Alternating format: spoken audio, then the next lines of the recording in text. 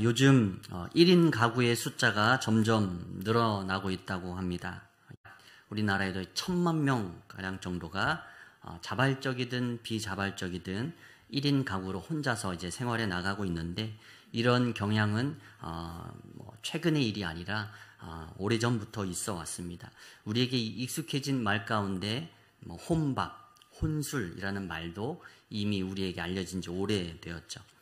이제 점점 혼자서 일상을 즐기는 문화가 확산되면서 또 그런 혼자 사는 그 모습들이 TV로 방영되는 프로그램도 생겼습니다. 이제 나 혼자 산다 이런 프로그램도 있죠. 그래서 혼자 살아가는 인구들이 점점 많아가고 있음을 우리가 여러 통로를 통해서 보게 되는 것입니다. 또한 점점 늘어나는 미혼율, 결혼하지 않고 결혼 적령기가 점점 늦어져 가고, 또 더 나아가서 이제 결혼하지 않겠다, 결혼하지 않고 살겠다라는 비혼에 대한 관심도 높아지고 있습니다. 그러나 이렇게 1인 가구가 많아질수록 그럴수록 더욱 홀로 살아갈 때 느끼는 그 외로움이 더욱 깊어지게 되겠죠. 또 뿐만 아니라 혼자 살아가는 사람만이 이 외로움을 느끼는 건 또 아닐 것입니다. 이 땅을 살아가는 인간 모두가 때로는 외로움, 때로는 고독을 느끼며 또 어려움 가운데 마음 아리를 할 때가 생기게 되죠. 2018년도 한국임상심리학회에서 발표한 대한민국 고독지수가 있는데, 이때 발표한 고독지수를 보면 100점 중에서 78점에 달했다라고 말합니다. 약 310여 명이 설문에 응답했는데, 나는 얼마나 외로운가 라고 했을 때 100점 만점에 약 78점으로 평균적으로 대답을 했다라는 것이죠. 그만큼 이 외롭다, 고독하다라는 이 마음의 이런 문제는 비단 홀로 살아가는 사람뿐만 아니라 우리 모든 인간이 처하고 있는 실존에 대한 문제다라는 것이죠. 또 우리나라만의 문제는 아닙니다. 영국에서 2018년도에 세계 최초로 고독부, 마치 이제 행정안전부 만들듯이 고독부를 만들어서 정부 기관을 세워서 이 외로움을 공공보건 정책의 일환으로 보고 대응하기 시작했다라고 합니다. 기술이 발전하고 과학 문명이 발전해 가는 이 시대 속에서 홀로 살아가는 사람들도 많아져 가고, 또 함께 지내지만 알 수 없는 그런 외로움과 고독 가운데 힘들어하는 인구들이 점점 많아져 가고 있다라는 것입니다. 예전에 이 농협 TV 광고 중에서 가치의 가치라는 광고가 있었습니다. 가치, with, 함께하는 것에, 가치하는 것에 가치가 얼마나 소중한가, 이런 광고인데요. 여러 단어들이 하나씩 등장합니다. 먹어, 그리고 가, 그리고 놀아, 그리고 닦아, 들어라는 이 단어가 나오고, 그 앞에 이제 한 글자씩 가치라는 단어가 들어가면 그 단어가 느낌이 전혀 다릅니다. 먹어, 같이 먹어.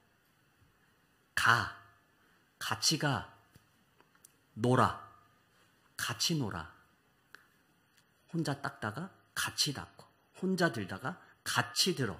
이렇게 하니까 단어가 전혀 다른 느낌의 말이 되는 겁니다. 그러면서 마지막 광고 문구 이렇게 나옵니다. 세상을 부드럽게 바꾸는 두 글자, 가치의 힘을 믿습니다. 혼자 먹고, 혼자 가고, 혼자 놀고, 혼자 들고, 혼자 닦고 하는 것보다 같이 함께 하는 것이 더 우리에게 따뜻하고 또한 행복감을 느끼게 하죠. 누군가와 함께 한다는 것, 같이 한다는 것, 그것만큼 행복한 것이 어디 있을까 생각해 보게 됩니다. 교회는 그렇게 같이 또 함께하는 공동체입니다. 그리스도의 사랑 안에서 서로 사랑하고 격려하고 또 서로에게 관심을 갖고 자신의 속 이야기를 나누고 또 그 속에서 기쁨도 또 슬픔도 함께하는 것, 그것이 바로 하나님이 기뻐하시는 교회의 모습인 줄 믿습니다. 오늘 말씀을 통해서 그 가치를 발견하고 누리는 우리 주품교회 성도들 되길 간절히 소망합니다. 오늘 본문 말씀 19절입니다. 19절 말씀 같이 한번 함께 읽겠습니다. 시작. 그러므로부터 이제부터 너희는 외인도 아니요 나그네도 아니요 오직 성도들과 동일한 시민이요 하나님의 권속이라. 아멘. 먼저 첫 번째, 주 안에서 동일한 자격을 누리는 공동체가 하나님이 기뻐하시는 교회의 모습이라는 것입니다. 사도 바울은 에베소 교회가 안고 있는 하나의 문제점을 지적하는데 그것이 바로 유대인과 이방인과의 문제였습니다. 우리가 잘 알다시피 유대인과 이방인은 오래전부터 갈등의 골이 깊었던 문제를 안고 있었습니다. 서로 말을 섞지 않을 정도로 예수님이 갈릴리에서 예루살렘으로 내려갈 때에도 사마리아 땅은 지나가지 않습니다. 왜냐하면 그 땅이 순수 유대인의 혈통이 아니기 때문에 마치 이방인 땅과 같이 여겨지는 땅이기 때문에 그 사마리아 지방을 피해서 돌아갑니다. 요세푸스 역사가의 글을 보면 이방인들은 성전에 와도 이방인의 뜰이라는 곳까지만 들어갈 수 있지 유대인의 뜰에는 들어갈 수 없습니다. 그래서 성전 앞에 뜰이 있는데 뜰을 반으로 나눠서 그 안에 2.3m의 담을 설치해 놓고 이방인은 이방인의 뜰로, 유대인은 유대인의 뜰로 들어가는 것입니다. 그리고 그 담에 이렇게 경고문이 붙여져 있습니다. 이방인 접근 금지, 어겼을 때 사형에 처함. 유대인과 이방인, 그들이 하나님을 믿는 믿음은 동일한데 그들의 혈통적인 차이로 인해서 구분을 지어 놓은 것입니다. 그래서 유대인 남자들은 기도할 때 이 세 가지를 놓고 하나님께 감사를 드렸다고 합니다. 내가 여자가 아니라 남자인 것에 감사한다. 내가 종이 아니라 자유인이라서 감사한다. 내가 이방인이 아니라 유대인이라서 감사한다. 이 세 가지의 감사 기도를 하나님께 드렸다라고 합니다.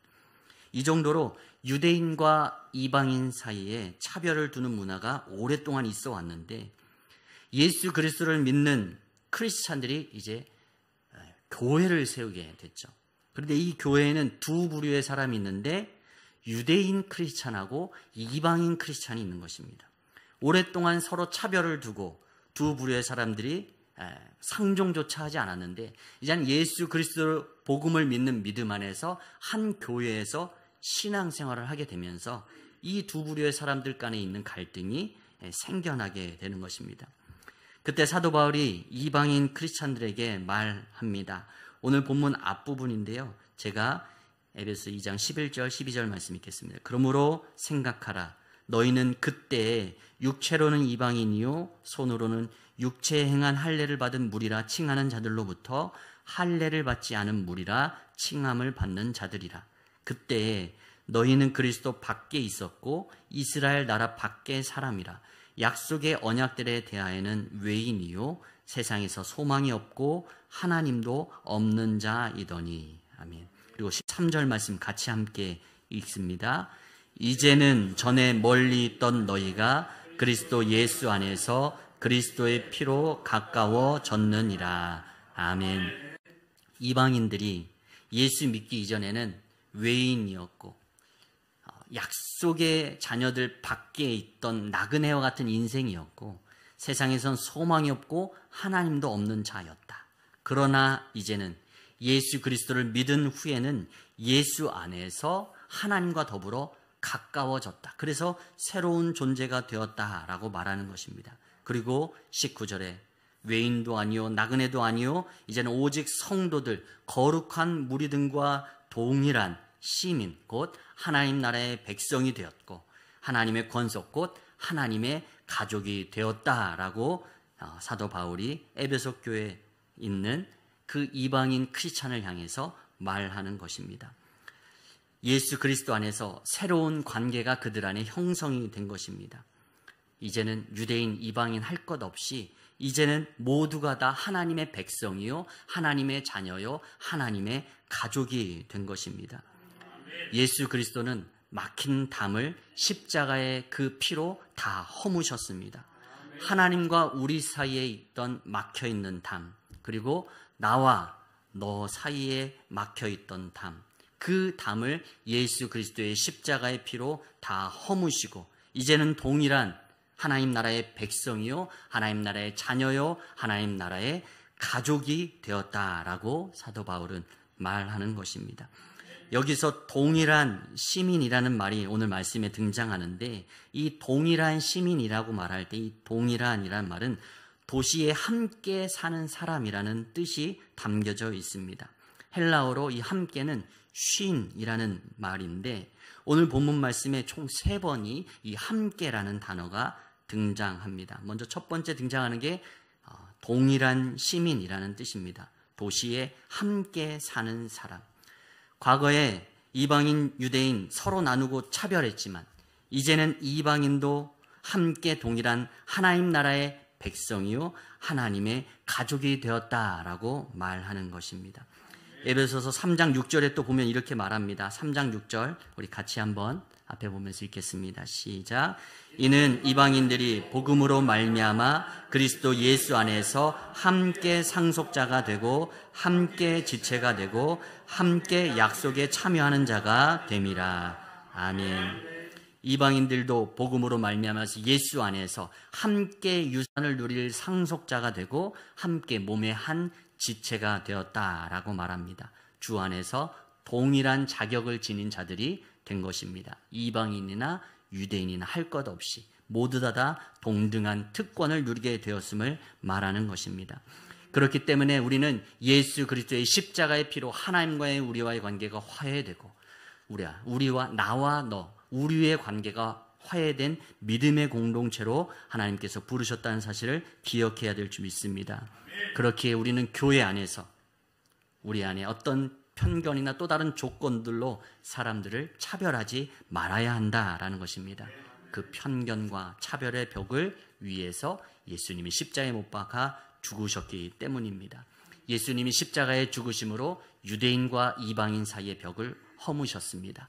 남자와 여자의 벽을 허무셨습니다. 가진 자와 못 가진 자의 벽을 허무셨습니다.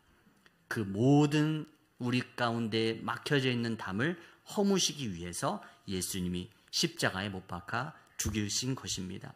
우리는 우리 안에 어떠한 벽을 세워놓고 있습니까?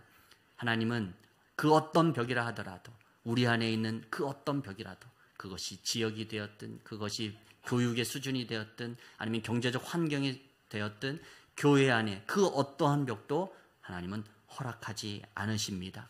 주 안에서 우리 모두는 다 한 가족이요, 한 백성인 줄 믿습니다.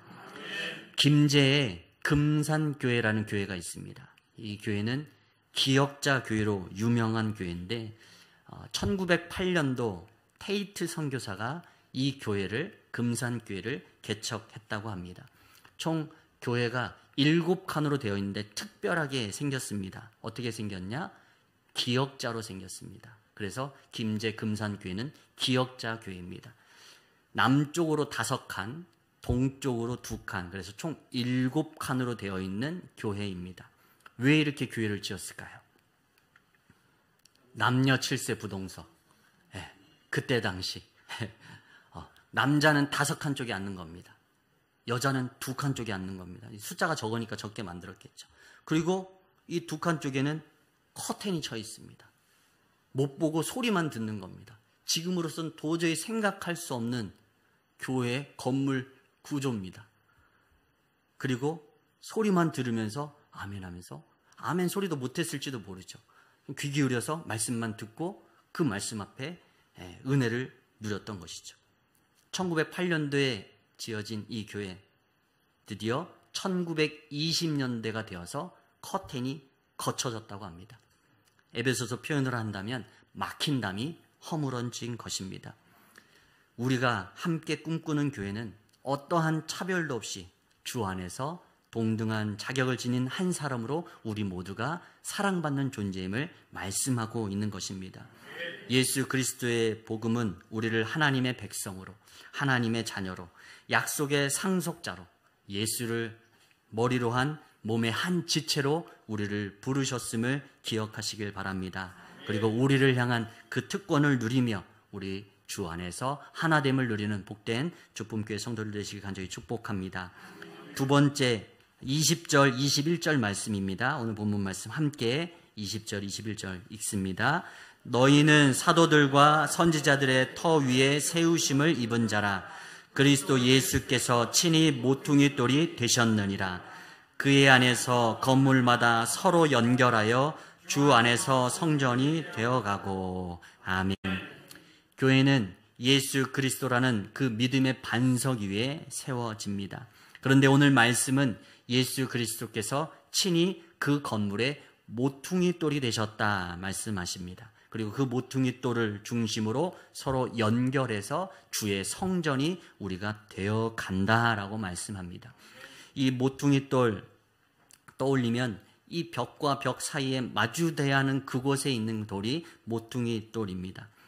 제가 이번에 주차장 공사를 하면서 틈틈이 주차장 공사를 살펴봅니다. 이번에 이렇게 좌측면에 이제 공사를 할 때 이 보강토를 쌌는데 측량한 기준점 두 기둥에다가 이제 실을 띄워가지고 반듯하게 이제 기준점을 잡는 거죠. 그리고 이제 한쪽 끝에서부터 차근차근 쌓아 나갑니다. 이게 이제 첫 번째 놓는 돌이 모퉁이 돌이라고 여기면 될 것 같습니다. 첫 번째 이 띄운 돌 끈에 맞춰서 실에 맞춰서 첫 번째 돌을 놓고, 그 두 번째 돌은 그 첫 번째 옆에 놓으면서 실에 맞춰서 놓고, 세 번째는 첫 번째 거 보지 않고 두 번째 거 옆에 보고 이렇게 맞추겠죠. 이렇게 해서 쭉 해나가면 반듯하게 놓여지게 되는 겁니다. 모퉁이 돌은 이처럼 기준점의 역할을 하는 것이 바로 모퉁이 돌입니다. 그리고 그 모퉁이 돌을 통해서 돌 서로가 연결되어 가면서 하나의 건물을 이루어 가는 것입니다. 교회의 모퉁이 돌은, 교회의 중심, 교회의 기준은 예수 그리스도입니다. 그리고 우리는 서로 다른 건축 자재들입니다. 모퉁이 돌을 중심으로 우리가 정렬되어져 놓여졌을 때 우리는 반듯하게 놓여질 수 있고, 또 꼭 필요한 위치에 놓여지게 되고, 결국은 아름다운 주님이 원하시는 교회라는 하나의 공동체를 이루게 될 수 있다라는 것입니다. 서로 연결하다라는 말, 이것을 헬라어로 함께 접합하여 앞에 놓다, 이게 서로 연결하다라는 말입니다. 여기도 헬라어 쉰이 등장합니다. 함께라는 말이 등장합니다. 서로 연결하다, 서로 함께 접합해서 앞에 두는 것이 연결하는 것입니다. 모퉁이 돌을 중심으로 함께 접합하여 앞에 놓을 때 서로가 연결되는 것이죠. 함께 어떠한 관계를 맺어야 되는가? 우리가 주의 몸된 교회 안에 모여 있는데 우리라는 각기 다른 사람들이 어떻게 연결되어야 되는가? 모퉁이 돌이신 예수 그리스도를 중심으로 서로 연결된 교회가 되어야 한다라는 것입니다. 현재 우리는 다양성의 시대 속에 살아가고 있습니다. 각자의 개성이 강조되고 각자의 의견이 존중됩니다. 그런데 그래서 좋은 점도 있지만 그래서 또 어려운 점도 있습니다. 좋은 점은 획일화되지 않아서 좋습니다. 자신의 독특성을 표현할 수 있어서 좋습니다.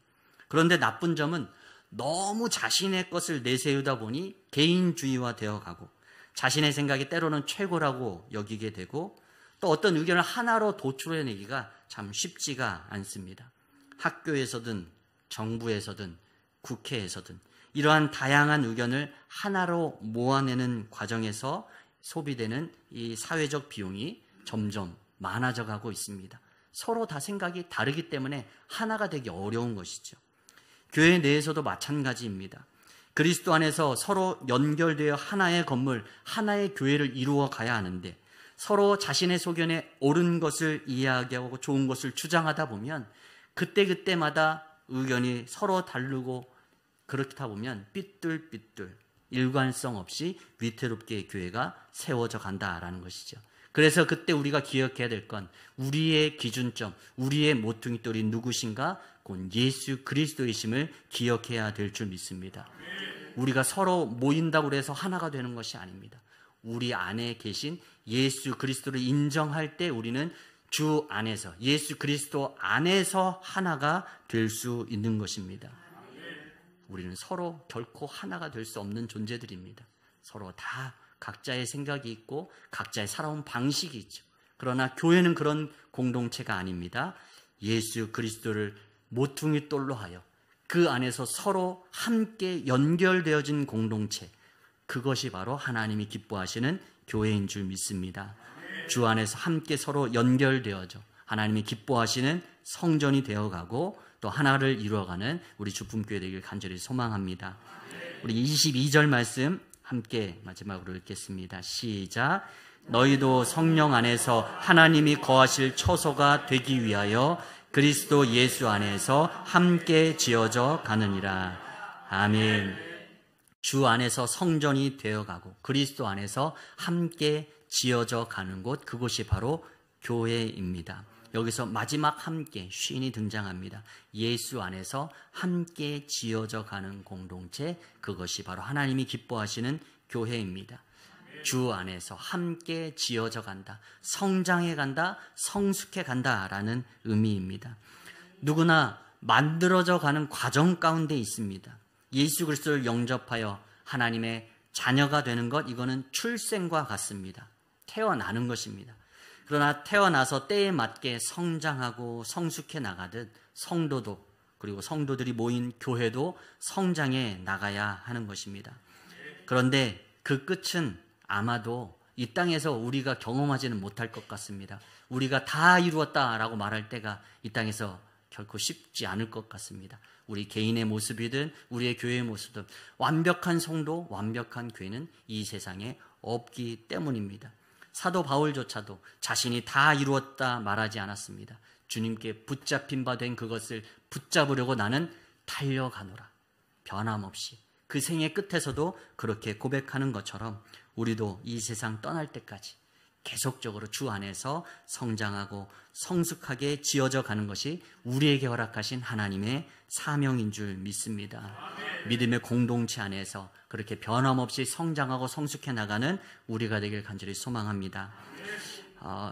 이 에베소서 2장 22절 말씀을 보면 제가 들었던 설교 가운데 이동원 목사님의 설교 가운데 등장한 예화가 있는데, 이 예화가 제 머릿속에 잊혀지지 않아서 항상 이 구절을 보면 그 예화가 생각납니다.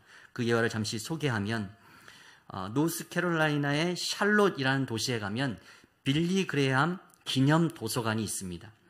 이 도서관 입구에는 빌리 그레이엄 목사님보다 먼저 일찍 떠나셨죠. 2007년 6월 14일 먼저 세상을 떠난 빌리 그레이엄 목사의 부인 루스 그레이엄 여사의 무덤이 있다고 합니다. 그런데 이 루스 그레이엄 여사의 무덤 앞에 보면 이런 문구가 새겨져 있다고 합니다. 영어로 하면 혹시 참고가 될까 싶어서 말씀드립니다. The end of construction. Thank you for your patience. 공사 끝, 그동안의 인내에 감사드립니다. 라는 이 문구가 쓰여져 있다고 합니다. 이 묘비명이 좀 특이하잖아요. 그래서 알아보니 이 묘비명의 유래는 이렇습니다. 아내가 세상을 떠나기 전에 빌리 그레이엄 목사님과 함께 차를 타고 가고 있었는데 자기 동네에 늘 공사 편말이 세워져 있었습니다. 공사 중입니다. 불편을 드려서 죄송합니다. 라는 편말을 오랫동안 동네니까 오고 가면서 본 겁니다. 그런데 그날 차를 타고 가는데 이렇게 써 있었던 겁니다. 공사 끝, 그동안의 인내에 감사드립니다. 이 문구, 지금 우리 루스 그레이엄 여사의 묘비명이 여기 써 있는 겁니다. 무슨 의미입니까? 공사 때문에 불편했을 거 아니에요. 그러니까 지금까지 참아주시고 인내해 주셔서 감사합니다. 이제 공사 끝났습니다. 감사합니다. 표현하는 것입니다. 이 루스 그레이엄 여사가 남편한테 그 차 속에서 이렇게 얘기했다고 합니다. 여보, 나 죽으면 저 간판 내 무덤 앞에 새겨줬으면 좋겠어.